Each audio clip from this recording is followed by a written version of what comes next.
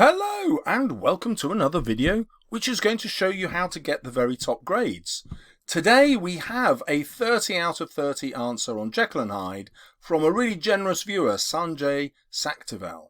And during the video I'm going to teach you 6 things that Sanjay does, and obviously then I'm going to show you the essay so you can see how those things work and you will be able to reproduce them yourself to some extent, even if you're currently on grade 4 or 5.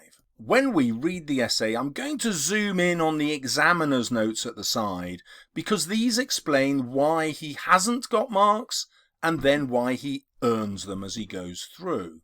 So on the mark scheme, you'll understand the difference between convincing and critical analysis and exploration, and in the band below, thoughtful and developed consideration, so that you can then show the examiner you can do both of those things. Then at the end of the video, I've translated the examiner's mark scheme for you into language we can all understand. There are 7 things that the examiners want you to do, and I'll show you exactly how the essay has done it. So Sanjay has started with a thesis statement.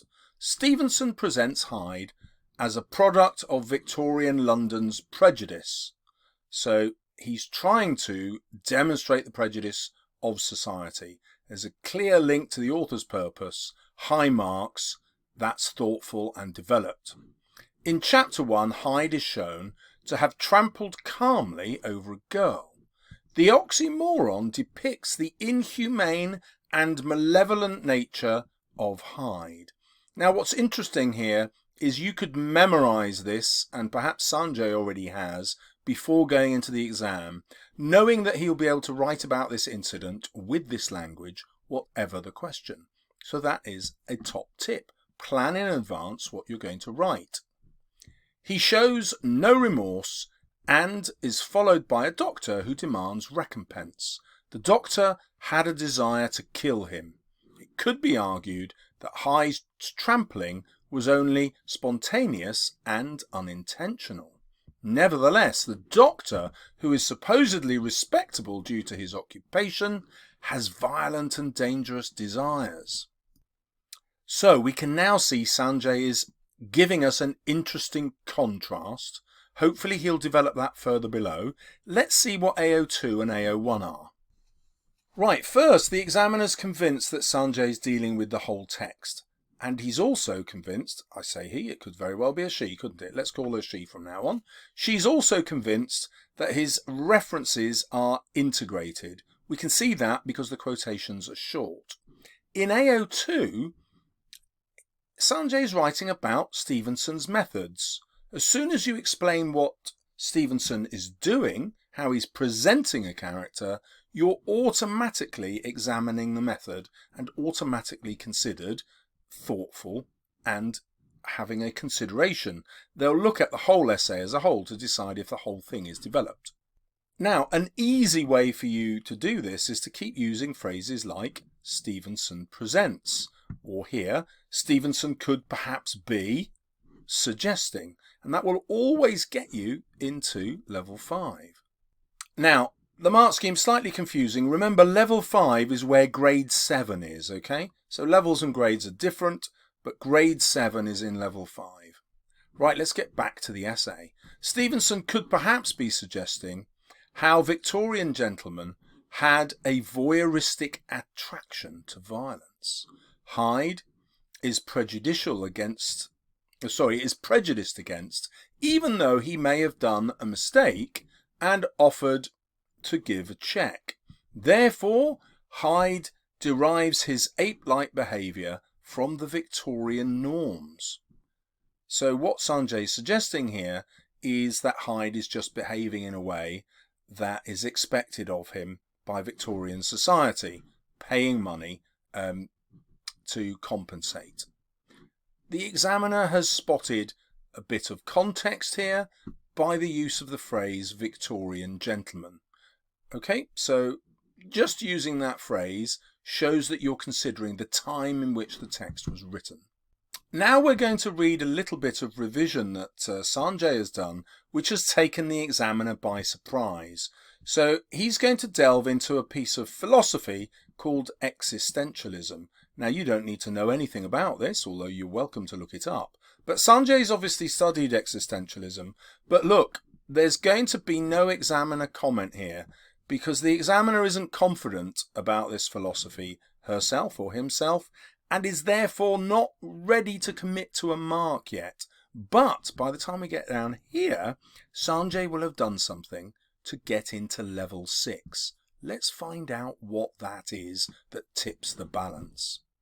So, in existentialism, the second tenet states, existence precedes essence. Well, what does that mean? He tells us here. This means we gain our morals by living and not through our nature.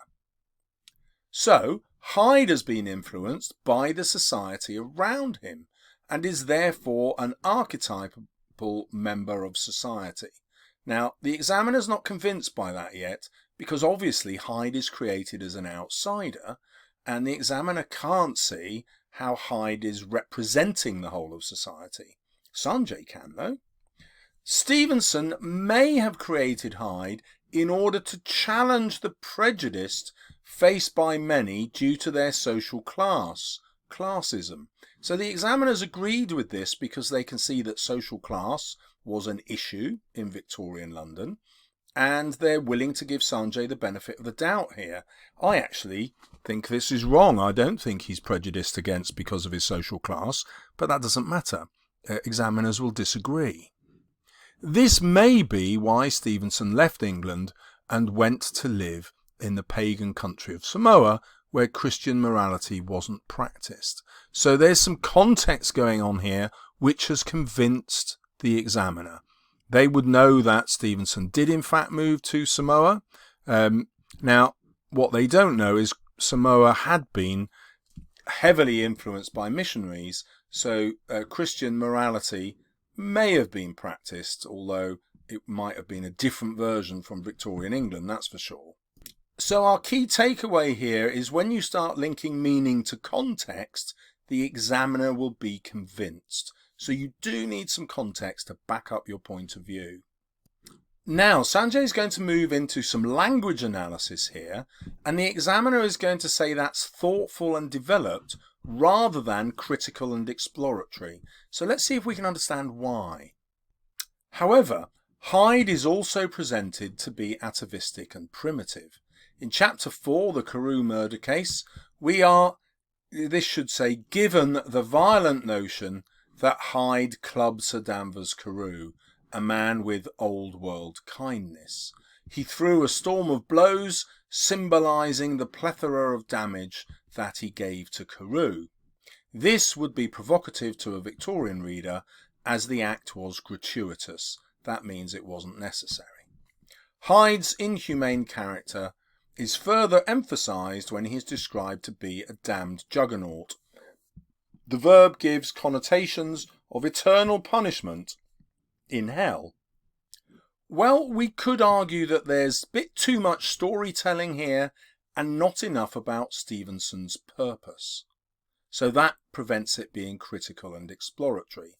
But another issue is this need that we feel, I think many teachers have done this, that students need to keep using words like verb, adjective and adverb, and usually students go wrong. So Sanjay's a brilliant student, but he still called the word juggernaut a verb when it's not. It's obviously a noun, and damned is an adjective, so he can't be referring to that.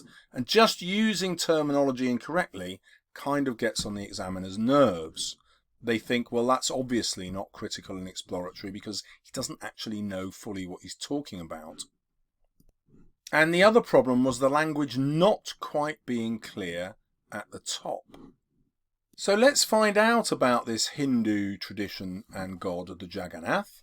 So this was a ritual in which the god would be in a wheel and is rolled on the streets, and devotees would sacrifice themselves by laying in front of it.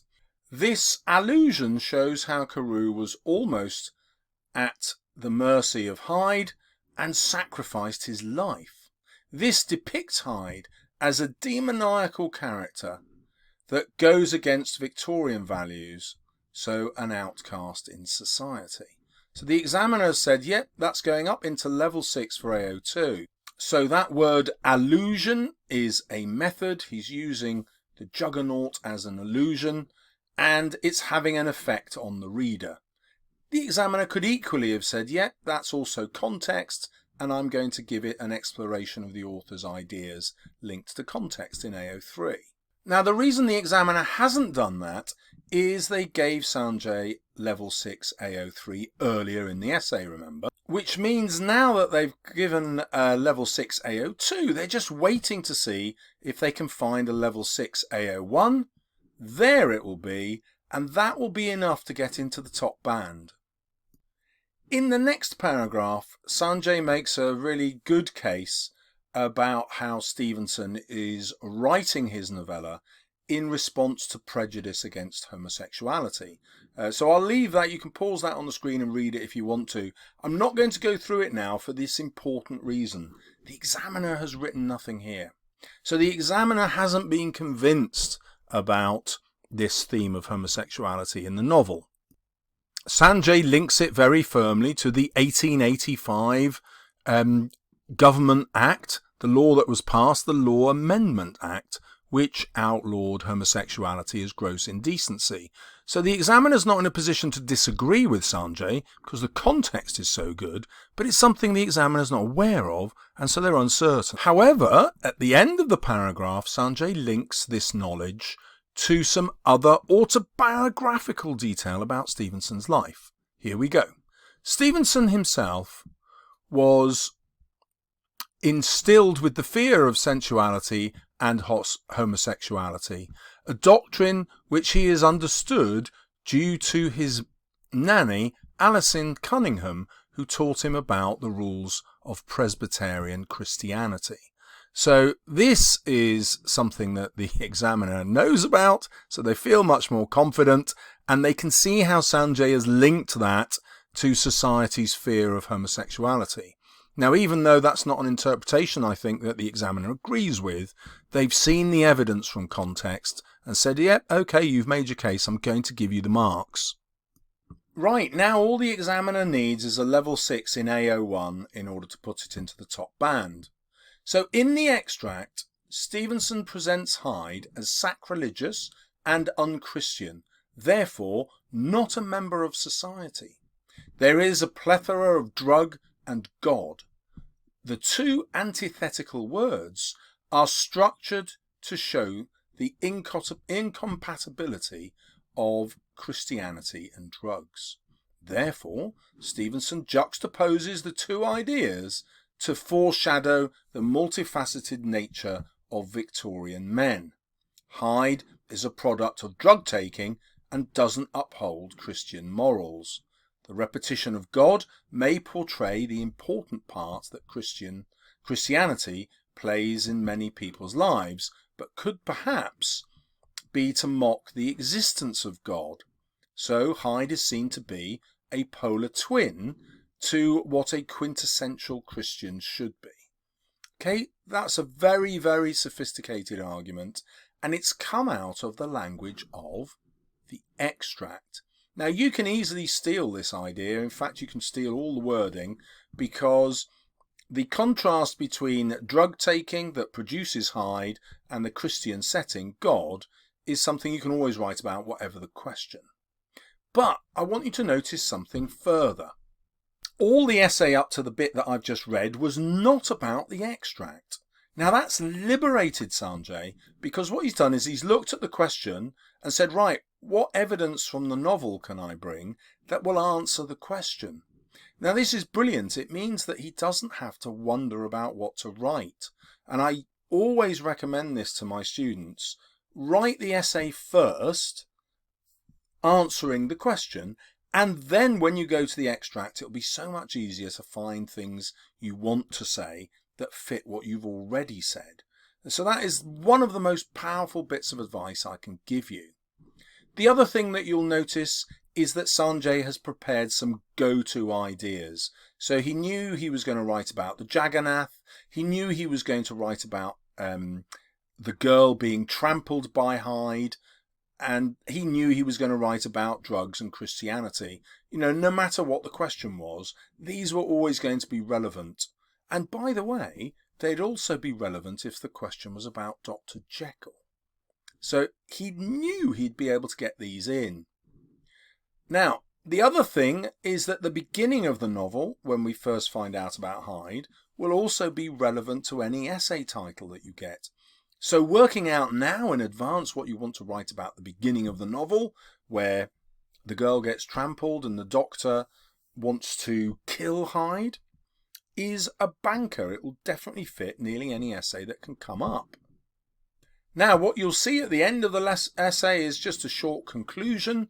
The examiner's not too fussed about that. And what they've written at the end is all level 6. And I constantly see this in student essays where the examiners put their comments at the side.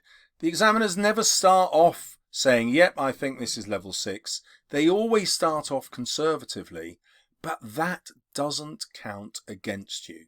What you can see is that the examiners just added up the level 6s. Have they got AO3? Yes.